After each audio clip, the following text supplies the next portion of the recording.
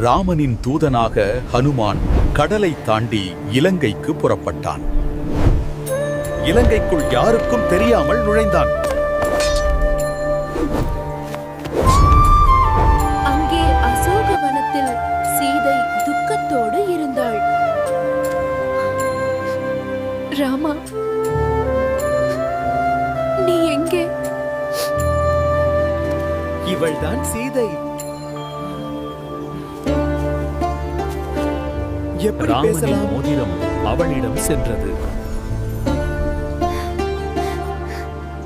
ராமனின் மோதிரம் அவளிடம் சென்றது.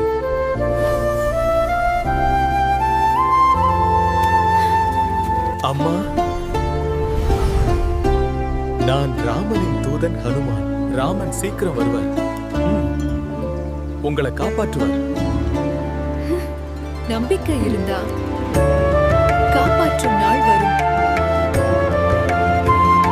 பக்தியும் உறுதியும் இருந்தா வெற்றி நிச்சயம். இந்த வீடியோ பிடிச்சிருந்தா